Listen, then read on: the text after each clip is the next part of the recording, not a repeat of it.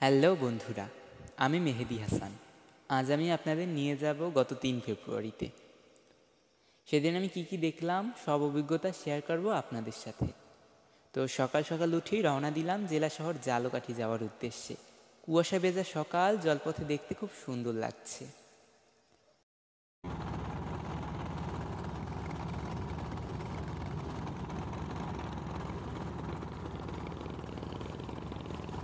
নদী পার হয়ে চলে গেলাম আমাদের ঝালকাঠি টেকনিক্যাল স্কুল ও কলেজে।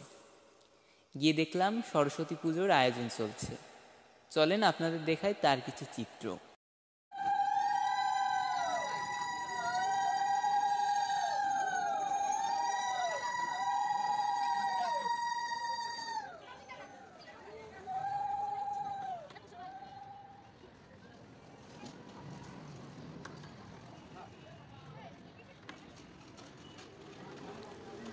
পুজো শেষে চলে গেলাম আমার এক বন্ধুর বাড়ি।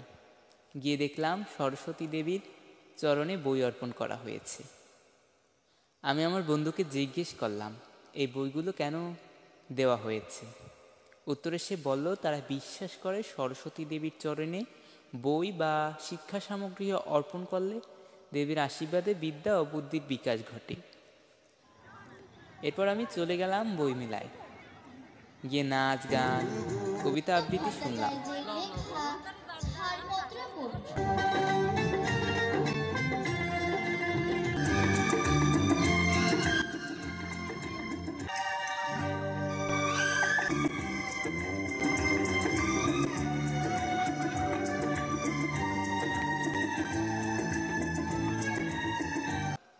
এরপর চলে গেলাম ঝালকাঠি শিল্পকলা একাডেমিতে।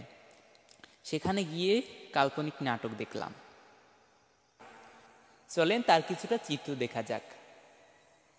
এক ফাঁসির আসামিকে দেখিয়ে নাটক শুরু হয়। এরপর আসামিকে ফাঁসি দেওয়া হয়, কিন্তু ডাক্তার পরীক্ষা করে দেখে আসামি এখনো জীবিত। তবে ফাঁসিতে ঝুলানোর কারণে তার স্মৃতি হারিয়ে গিয়েছে। পুনরায় স্মৃতি উদ্ধার করার জন্য ওখানকার সদস্যরা মিলে আসামিকে অভিনয় করে দেখায় কি জন্য সে আজ ফাঁসির মঞ্চে। কিন্তু তাদের অভিনয়ের সাথে বাস্তবের সাথে কোনো মিল পাওয়া যায় না, কারণ আমরা মানব জাতি। সত্যিকে মিথ্যা আর মিথ্যাকে সত্যি বানিয়ে ফেলাই আমাদের কাজ। এই রকম অভিনয় করতে করতে একসময় আসামির স্মৃতি ফিরে আসে এবং আসামি বলে আমি আমার কল্পনাকে মারিনি, আর কল্পনা ও আমার বউ খুব সুখেই আমাদের সংসার কাটছিল। তবে যে ফ্যাক্টরিতে কাজ করি তারা আমাদের প্রাপ্য মজুরি দিচ্ছিল না, তাই আমরা সবাই মিলে আন্দোলন করি। তারপর আমাদের চাকরি থেকে বের করে দেওয়া হয়। এর কাছে যাই ওর কাছে যাই, কিন্তু কেউ চাকরি দেয় না। এক এক করে জমানো টাকা শেষ হতে লাগে। ঘরের বাসনপত্র সব বিক্রি করতে হয়। এমন একদিন আসে যে ঘরে কোনো খাবার ছিল না। হঠাৎ ঘরে গিয়ে দেখি বাচ্চারা খাবার খাচ্ছে। আমি কল্পনাকে জিজ্ঞেস করলাম খাবার পেয়েছো কোথায়। উত্তরে কল্পনা বলে ছেলে মেয়েদের কান্না আর সহ্য করতে পারিনি, তাই বাধ্য হয়ে চুরি করেছি। সব বিক্রি করার পরও আমার মান সম্মানটুকু বেঁচে ছিল, তুমি সেটা খোয়ালে। এই বলে আমি কল্পনাকে ধাক্কা দিয়ে খাবারগুলো ফেলে দিলাম। কিন্তু আমার কল্পনা ফ্লোরে পড়ে গেল। ফ্লোর থেকে আর উঠছে না। আমি কল্পনাকে বাঁচানোর অনেক চেষ্টা করেছি, কিন্তু কল্পনা আমার থেকে অনেক দূরে চলে গেল। আমি কল্পনাকে মারিনি, মেরেছে ওরা। এ বলে নাটকটি শেষ হয়ে যায়, কিন্তু নাটকটি আমার হৃদয় কেড়ে নিয়ে যায়। নাটকটি কাল্পনিক হলেও আজও আমাদের সমাজে এমন এমন মানুষ আছে যারা শ্রমিকদের অধিকার থেকে বঞ্চিত করে রেখেছে, এবং শ্রমিকরা যদি অধিকার আদায় করতে যায় তবে তাদের সব খোয়াতে হয়।